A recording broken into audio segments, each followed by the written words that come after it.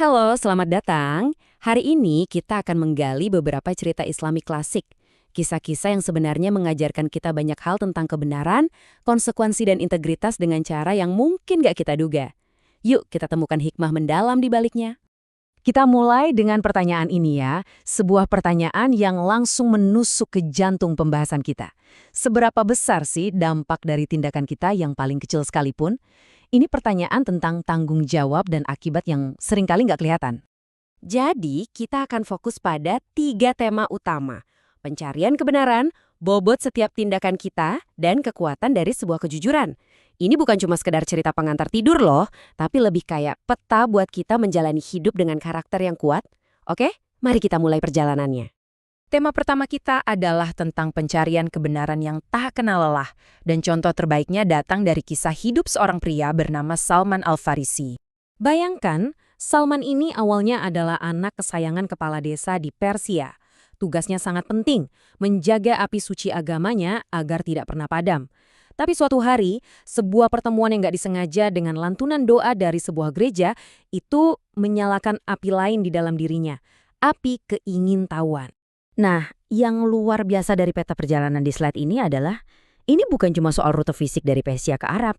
Ini adalah jejak sebuah pengembaraan spiritual yang makan waktu puluhan tahun, melintasi berbagai negeri, berbagai keyakinan, demi satu tujuan, menemukan kebenaran sejati. Ramalan dari mentor terakhirnya ini jadi semacam kompas buat Salman. Perhatikan deh, ini bukan ramalan yang kabur, tapi sangat spesifik dan bisa diuji. Ada 3 tanda. Tujuannya negeri penuh kurma, dia menerima hadiah tapi menolak sedekah, dan yang paling unik, ada tanda fisik di antara bahunya. Nah, ini bagian kuncinya. Salman itu nggak langsung percaya begitu saja. Dia menguji setiap tanda itu secara metodis. Tanda pertama, cek. Tanda kedua, cek. Dan saat bukti terakhir, yaitu cap kenabian diperlihatkan, barulah pencarian panjangnya selama puluhan tahun itu berakhir. Ini nunjukin kalau keyakinan sejati itu seringkali diperkuat oleh pencarian dan pembuktian. Oke, sekarang kita pindah ke tema kedua. Di sini kita akan lihat betapa dahsyatnya konsekuensi dari tindakan yang kita anggap paling sepele sekalipun. Kisah Ibrahim bin Adham, seorang yang sangat saleh, adalah pelajaran terbaik tentang konsep wara. Wara itu intinya adalah kehati-hatian tingkat tinggi, bukan cuma menghindari yang haram, tapi juga yang abu-abu atau meragukan. Coba bayangkan ya, setelah 4 bulan penuh perjalanan dan ibadah, Ibrahim bin Adham mendengar percakapan 2 malaikat yang bilang kalau semua ibadahnya itu ditolak. Penyebabnya, cuma 1 butir kurma yang nggak sengaja dia makan, yang ternyata bukan haknya. 1 butir.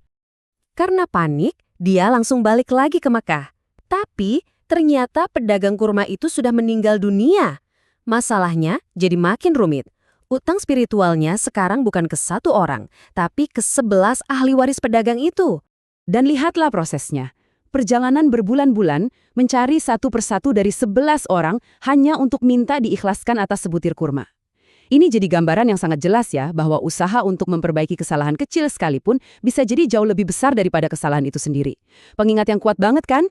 Nah, ini membawa kita ke tema ketiga dan terakhir, integritas.